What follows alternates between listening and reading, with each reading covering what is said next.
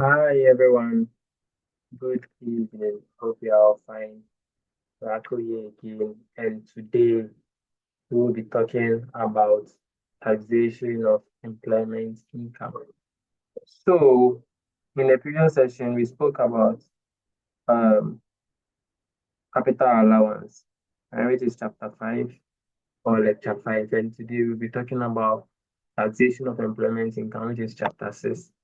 So, um, this is basically what we did in our previous session. Right. So this session, we will be looking out for understand the various sources of employment income, explain the benefits in kinds, then how we will compute for chargeable income and tax theorem from employment. So this session outline, we have the key topics be employment income defined, allowances paid in cash or given in kind, overtime and bonus, personal release and other allowable deductions, and then some other issues on employment income. So this is basically some reading list for us. All right, so employment income. So employment income is the amount of money that one receives as a result of working for a person or an organization, right? So if you are being employed by someone or by an organization, the money you receive is what? An employment income. So in summary, one can say that the employment income is income derived from contracts of service, right? So contract of service is basically you being employed by someone, you working for someone, right? Where the person is going to tell you what to do, right? So there's a difference between contracts of service and contract for service. So for contract for service, it's more or less like a self-employment something. You are going to work for someone, but the person is not going to tell you what to do to achieve that particular goal, right? So for contract of service, someone is going to direct you towards the achievement of a particular goal. But for contract of service, for service, no one is going to direct you towards the achievement of a goal, right? You are going to do it yourself. So contract of service, as we know, is you being employed as by someone working on behalf of the person, right? So basically, um, this includes salary, wages, leave pay, fees, commissions, and gratuity, which is basically more or less like tips, right? So tips, overtime payments, bonuses, personal allowances, which includes. So this is some of the employment income. So basically, if anything you receive, right, as an income relates to the job that you do, it's an employment income. So if because of the job you've been given a car, right, it's an employment income. If because of the job you've been given any amount of money, it's an income because of the job. So it's an employment income. That's basically it. Yes. So the value of any benefit in kind provided either by or on behalf of employer to the employee. So retirement contribution made on behalf of the employee, payments made in accordance to the conditions of employment, like performance incentives and other allowances in cash or in kind. So basically, you have to keep all this in mind, right? You have to know all this because this is what we are going to use to compute our employment income, right? So, however, there are some exclusions to this employment income. So this includes all payments made to employees on non-discriminatory basis. So if there is any, even though you are giving something that relates to the job, right? But it's being given to everyone in the same way. Like, for example, if each morning the organization gives you food, like let's say uh, during our class, our lecture used an example of a kinky, right? That whenever they are coming to teach at a graduate school, they give them kinky. So if everyone is being given one ball of kinky and one fish without any discriminatory process in this, so everyone receive one ball of kinky and then one fish, then it will not be added as an employment income since it is it is non-discriminatory. But um, if let's say one of the lectures is being given 2 balls of kenke, then that becomes what a discriminatory income, a discriminatory basis, and then he or she is going to be taxed based on that amount or that value of that kenke and fish is going to be added to his or her income, right?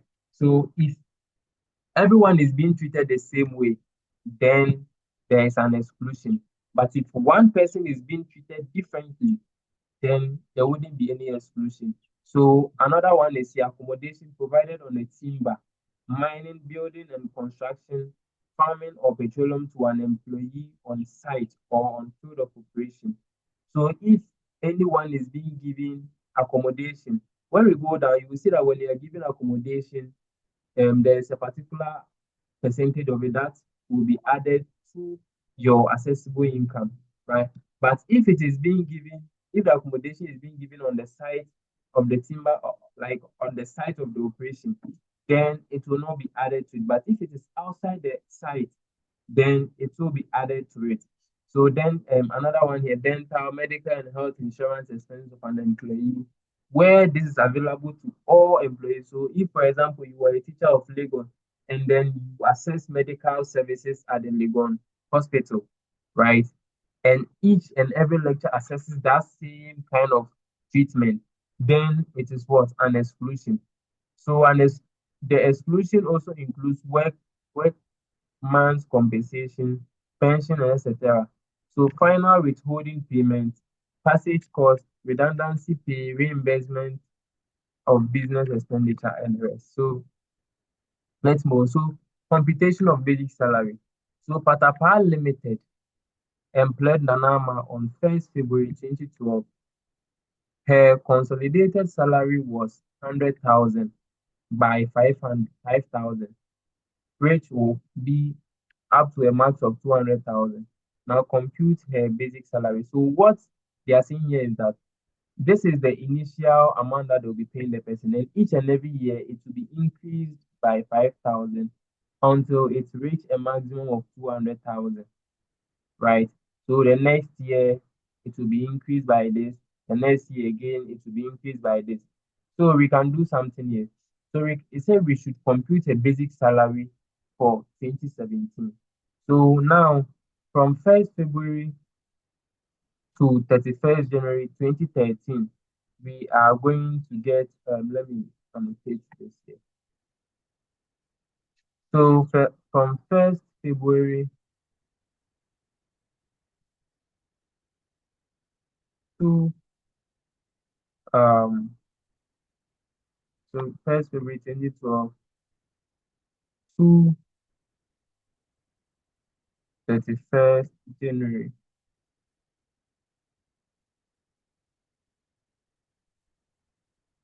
2013,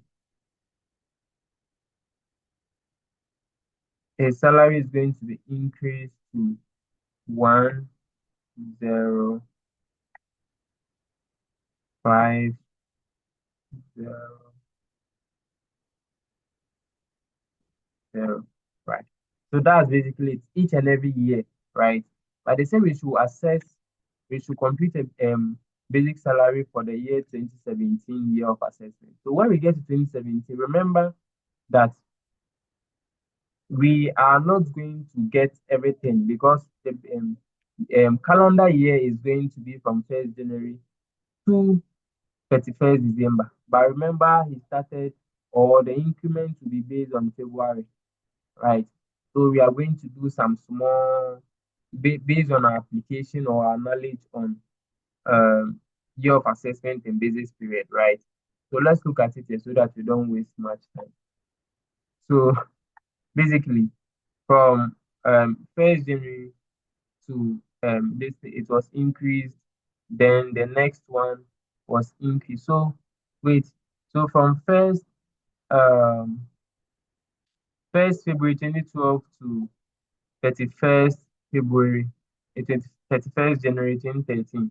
This was it. So in the next year, it will be increased, right? Starting from February, it will increase Then starting from another February to increase. Then 2016 it also increased. Then 2016 it increased. So starting from 31st January. Remember our basis period will be from 1st January to 31st December. So since we have 31st January in here, so there's 1 month in here. That's why it is the increment, times 1/12 because there's 1 month in here, 1/12. Then we get this. Then now, from February to 1st February 2017 up to 31st January 2018. Remember, there will be February up to December here.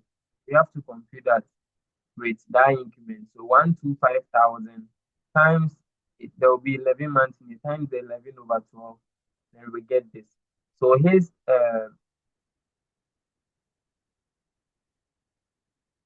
basic salary for the year of assessment is going to be this plus this. Then we arrive here, right? So basically that's it. So simple and easy and straightforward. So where a benefit provided by an employer to an employee or an entity to a member or manager consists of the use of availability for use of a motor vehicle wholly or partly for the private purposes of the employee, for the employee or the member or manager. The value of the benefit is quantified according to the following see fourth schedule of them. So basically, what they are trying to say here is that if a worker is being given a car to use on behalf of the work, right? That value, the value, some value of the car will be quantified. That's basically what it means. So, um, when we are able to compute for our basic pay, and we add all our allowances, then we get our total emolument, right? We are going to find some percentages of the total emolument that will be quantified as the value of the vehicle. That's what it means here. So now, this is it. So when you are being given a driver and a vehicle with fuel, then your value is going to be 12% of your total cash emolument. So total cash emolument here, as I explained just some few seconds ago, is that when you get your basic salary, right? When you get your basic salary and you add any other allowances, right?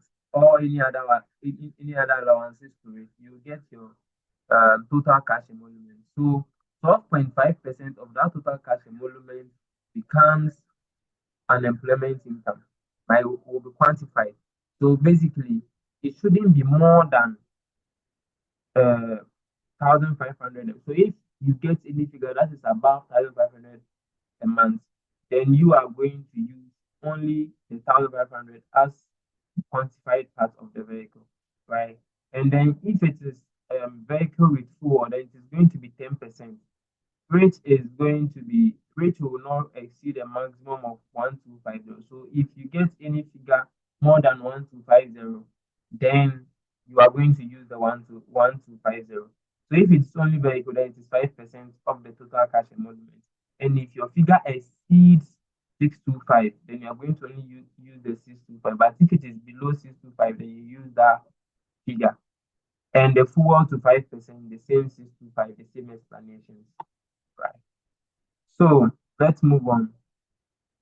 So initially, before 2023, this was the figure. So it was 12.5%, and then it was 600 per month, 500, 250, but it has been increased. Right. So now the same also applies to buildings. If you are being given some amount, if you are being given building or a place to stay, right? That particular building or that particular building will be quantified, or there will be some value attributed to that rent or that particular building.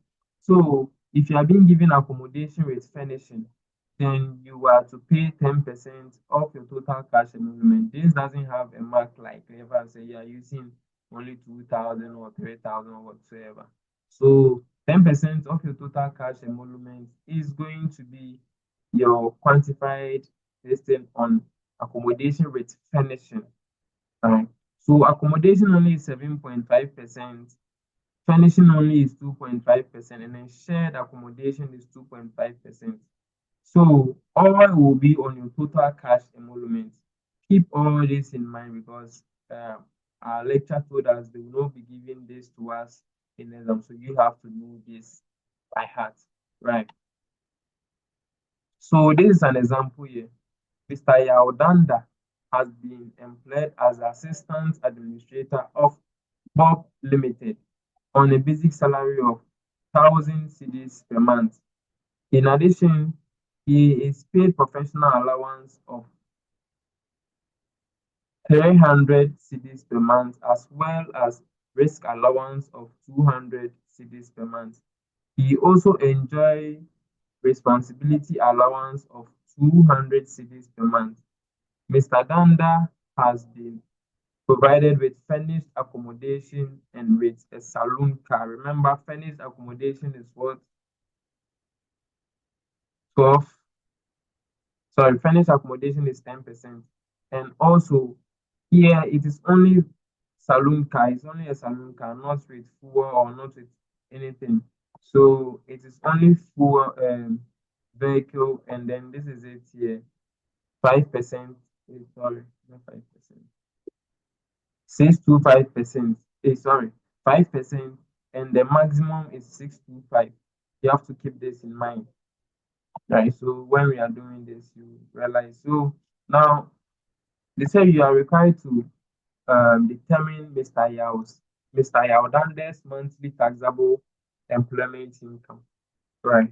So this is basic salary, which is the 1,000 cedis. And we add other allowances. So he was receiving professional allowance, responsibility allowance, risk allowance. So we add all of them. Then we come and then get what our total emolument, right? So now we find or we quantify the rent element, which is because he's been in a furnished apartment, right? It is going to be 10% of the total emolument. So 10% of it is going to give us 170. And then the car element is supposed to be quantified. So 5%, because it's only a car, 5% of the total emolument is going to be 85 cedis, right?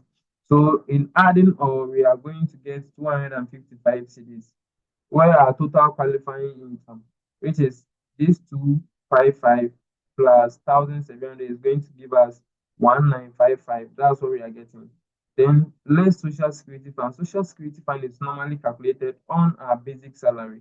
So 5.5% on our basic salary is going to give us 55. And when we subtract it from our total qualifying income, the employment income, we are going to get 1,900. So this is going to be, even though in total you would be receiving this thing in cash, right? You will be receiving this thing in cash. The rent element and then the car element has been added. That's why it came up to this. Even though it is not been given to you in kind of money, right? You quantify them and then you add it to it before you calculate any chargeable income. Right. So in case there is any dependency relief and those kind of stuff, you will subtract, but we will do with that very soon. So uh, loan benefits. Let's talk about loan benefits. So it is not a duty and responsibility of an employer to provide loans to employees. So our lecturer also made an example that sometimes some works want all their workers to be using cars, right? So once you start the work, you are being given some kind of loan so that you'll be able to buy some car and then you'll be paying down loans small, right? So basically, if the loan is from an employer to an employee, right? And the term of the loan does not exceed 12 months, and the aggregate of the amount and any other similar loan outstanding at the time during the previous 12 months do not exceed 3 month basic salary, then you are excluded from paying a tax on it, right? So if the loan have lesser months, like you can pay, or the term of payment is within 12 months, and it also meets this criteria, right? Then you will be excluded. But any loan to an employee that do not meet the above condition is quantified and appropriate tax must be paid to it. So basically, the Bank of Ghana will have eight rates for loan payments, right? And then maybe your employer, because want to give some kind of sweetener, so your employer will reduce the rate for you. But let's say if um, let's say employer is giving you an interest rate of 15%, where the Bank of Ghana interest rate is around 40%, right? And let's say the loan term is the loan amount is, let's say, 50,000.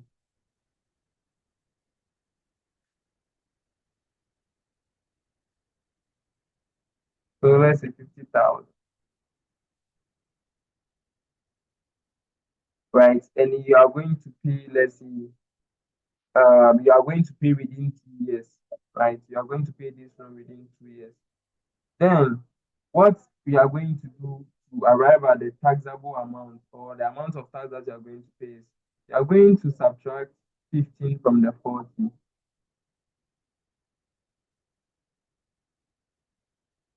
So 40 minus 15, giving us, so all is percentage, all are in percentage. Sorry.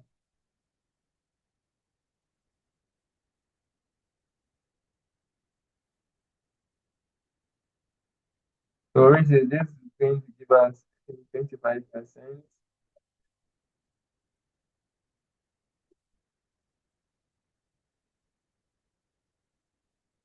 So that 25% is going to multiply to this. So this times the 25%. So 50 times 25%.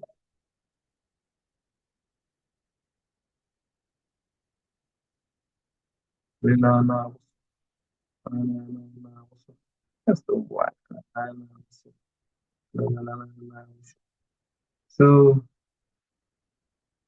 50,000 times 25% is going to give us 125. 125 00 Ghana. So 12,500 Ghana.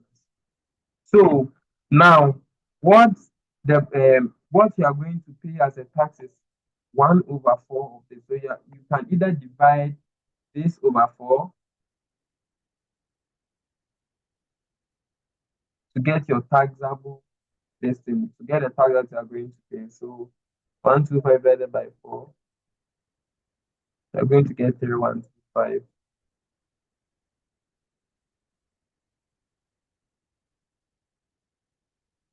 Or you can also find 25% of this. Since 1/4 is the same as 25%, you can still find 25% of this to get this pay. Or if you see this process as hectic, then what you are going to do is now you can multiply this by this, right? 15% by this, put the amount somewhere. 45% by the same 50,000, you put the amount somewhere. When you are done, you subtract the amount you had for 40% times the 50,000, right? So basically, you get, let's say, if 15% of this 50,000, right?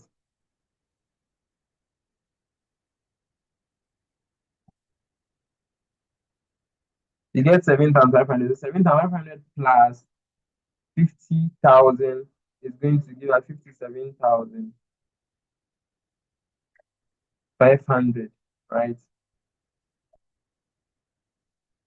Then you do the same thing to 40% times 50,000. You get you get around 70,000. You get around 70,000. So now what you are going to do is 70,000 minus 57,500. The answer you get, you divide it by you get the same 3,125, right? So there are two ways you can choose any of them that is simple for you or easy for you. All right. So let's move on. And then now, so there is an example here. This is an example here. Amma has been employed by All Bank Limited. On 1st January 2016, Amma took a car loan of 100,000 from his employer at a concession interest rate of 10% per annum payable within 5 years. What is the tax implication of Ame's loan, assuming the Bank of Ghana policy rate is 25%? So basically, you can subtract 10% from 25%, then you multiply it by the 10,000, 100,000, sorry, then you divide it by 4, then you get the tax payable, right? Or you can find 10% of this 100,000, you add it to the 100,000, find 10%, then you keep it somewhere, you keep that figure somewhere, you find 25% of this 100,000, then you add it to, then you keep it somewhere. So now you subtract the figure that you had when you added the 10% of it, when you had the 25% of the 100,000 plus it. So that, I think that's what they did here. So first, they did it in the normal way. They say the 10% one, you had 110,000, 10% of the 100,000 plus the 100,000, which is making 110,000. Then 100,000 plus 25% of it, making 125,000. So now they subtracted the 125,000 from the 110,000 and they arrived at 15,000. So 15,000 divided by 4 gave us 3750 here. Or 25% of this 15,000 will give you the same thing. All right. Or 15,000 times 1 over 4, same thing.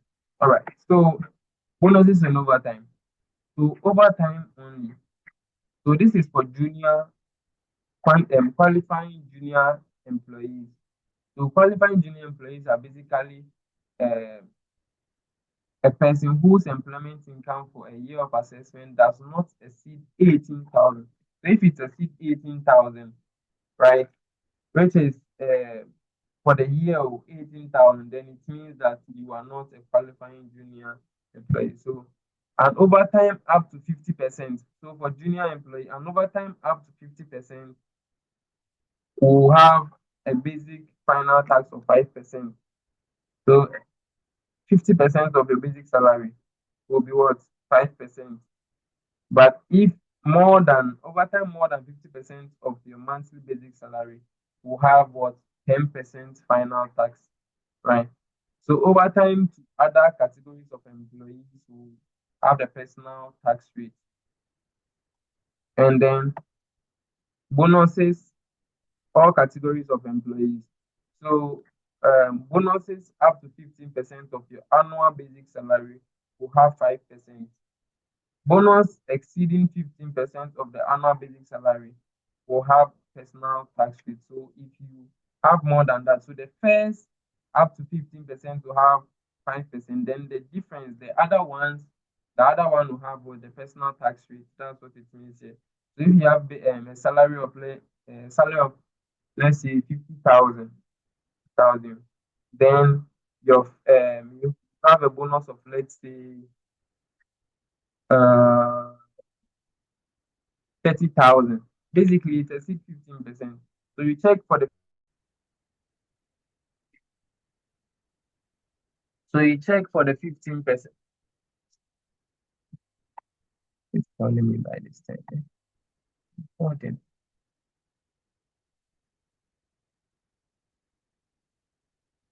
So you check for the 15%, then you tax it 5%, right?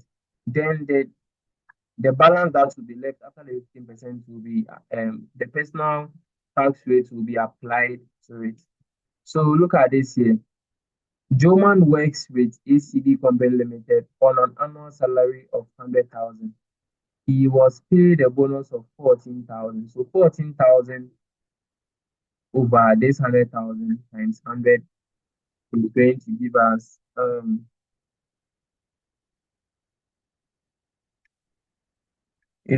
us 14%, right? So which is basically less than 15%, right? So there's it. Annual bonus paid is less than 15% of the annual basic salary. Therefore, the bonus 14,000 will be taxed at a concession rate of 5%. So basically, they are going to tax only 5%. Since it is, and if it were to be more than 15%, then the first 15% of it will be taxed at 5%. Then the difference will be taxed based on the personal income tax, right? So it must be noted that the bonus amount would not be included in ascertaining the total cash emolument of the employee, since the tax paid on the bonus is a final withholding tax, right? It will be paid straight by the employer, so it will not be included in computing the total cash emolument. That's what it means here. So personal reliefs are here. So a tax relief is legally approved deductible allowance intended. Person keeps on calling. I'm calling.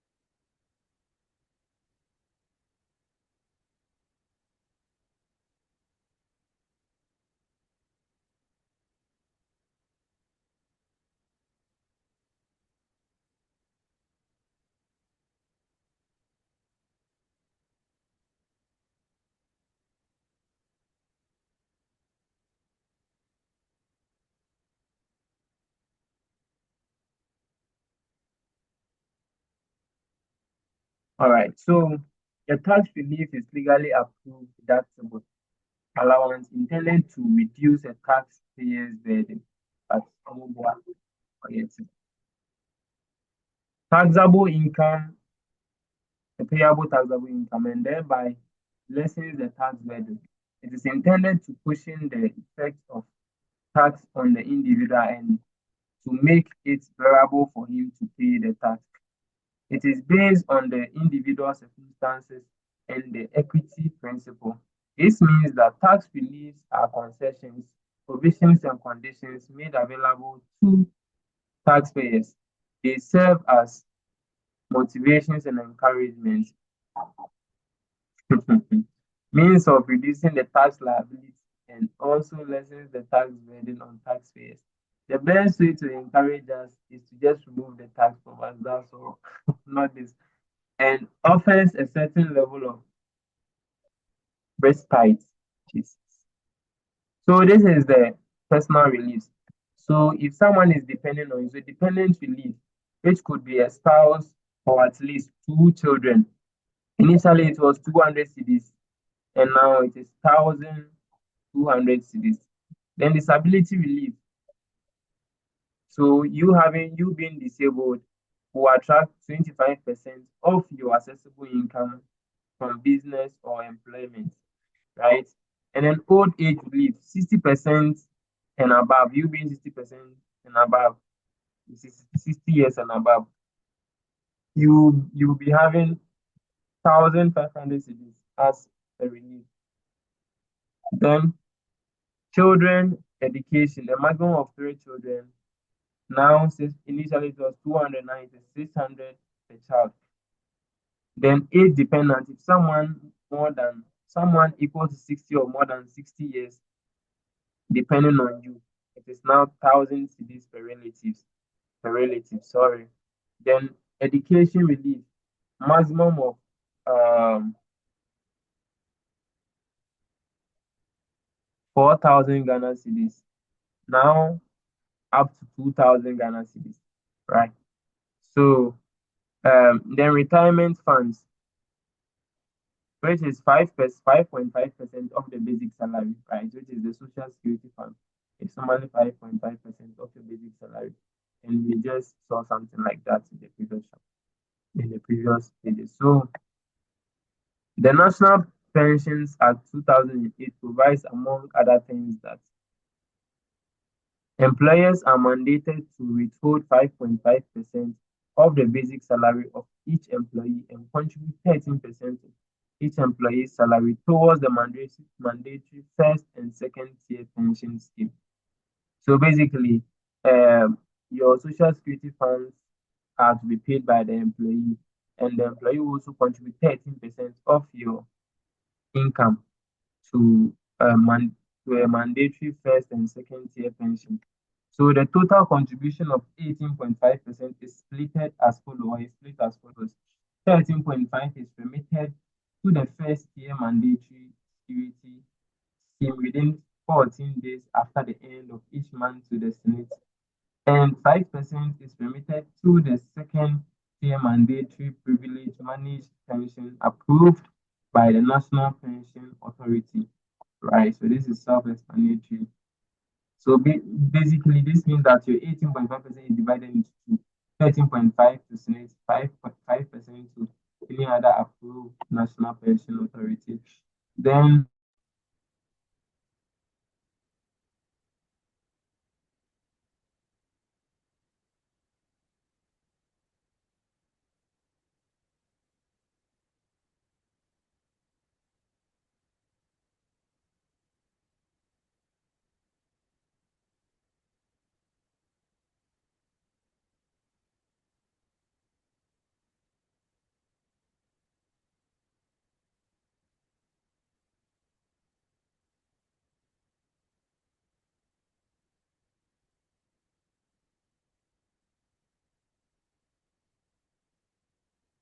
all right. So, Section 89 and Section 104 of the National Pension Act provides that the employer and the employee shall not pay income tax in respect of the contribution made towards retirement or pension scheme. This section is limited to the 35% threshold, so meaning 18.5% plus any 16.5%. So any contribution beyond 35% is taxable. That's what it means here. So withholding of taxes by employers. So among other things, suggests that every employer who is either resident or non-resident with permanent establishment shall withhold taxes as prescribed by the Act 896. A non-resident public entertainer who renders service. So basically, what this basically, okay, who renders a service in the country shall for tax purpose be treated as an employee of the promoter of the event in respect of which that public entertainer renders service. So basically, if let's say Joy TV brings someone outside of this country to come and then perform on their behalf or perform for their program, that person will be treated as an employee of that particular, let's say, of Joy TV. That's what it means here. So the regulation further provides that the income of the public entertainer shall be deemed as an income from employment, and the income will be computed accordingly. So the person will be treated as like a normal employee of that particular feminine to be computed accordingly. The public entertainer is defined to include a stage artist, a motion picture artist, for example, if we are there, a radio artist, a musician like Alkaline from outside Weba Ghana, that a sportsman like Zero from outside comes here, and a sportswoman, including, so any of these are all public entertainers, right?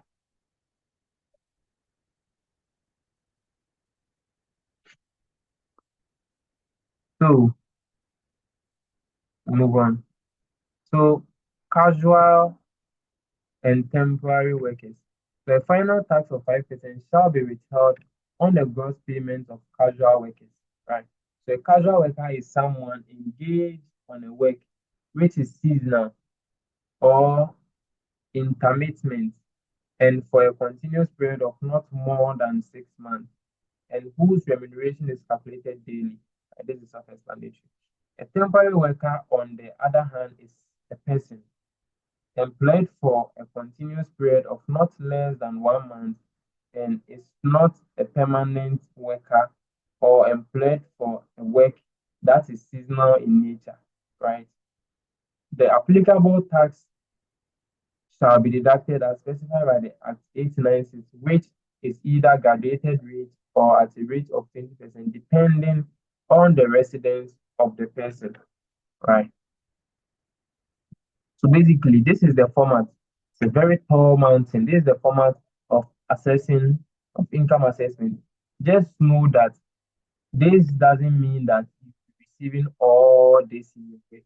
No, you will be receiving some, or you'll be seeing some in your works, and you are just going to put them in here so that you can now get to the final chargeable income. So basically, as I said, your basic salary plus all allowances. You can see all the allowances here, all the allowances, right?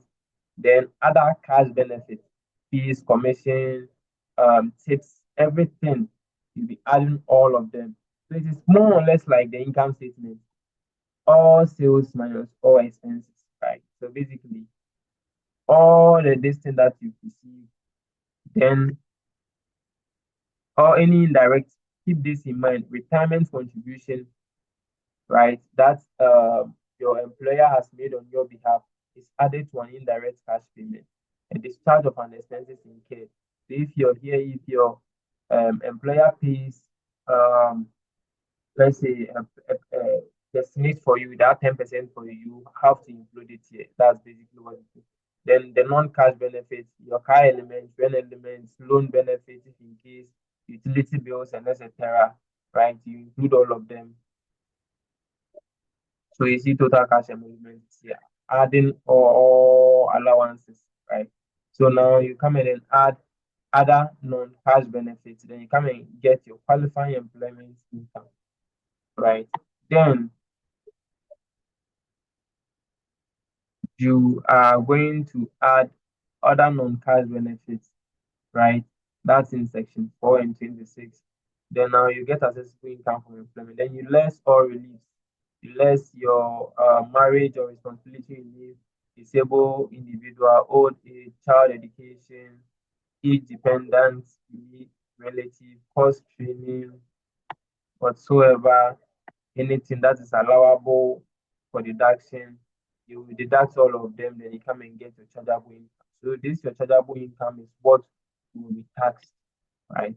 That's what is. Hey, they are not done. Hey, add any other. Okay. So you add any other income from abroad, foreign. See, but it doesn't mean that you are going to receive all this in let's say in an exam. No.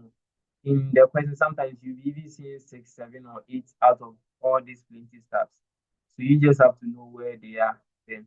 So after getting all this, then you get your total chargeable income, right? So your total chargeable income, you apply your tax theorem, you get all your taxes. Then you less any tax paid on accounts, then any tax credits, right? Then you get your what? Tax outstanding refund. Yeah, so that's basically it. So in summary, in this lesson, we have explained the individual as a tax unit, explained the difference between contract of service and contract for service. Where I said that contract of service is more or less like working for someone. A contract of service is more or less like self-employment. So contracts of service, you are being told what to do to arrive at a particular goal. Whilst contract for service, you do whatever you do yourself to arrive at a particular goal. Then we listed and explained some benefits. Then we discussed the composition of emoluments in Ghana, outlined allowable and disallowable deductions and whatsoever. So this calls our meeting to an end. Thank you very much for watching this video. Make sure you like and subscribe to this channel. Thank you very much. See you some other time. Bye.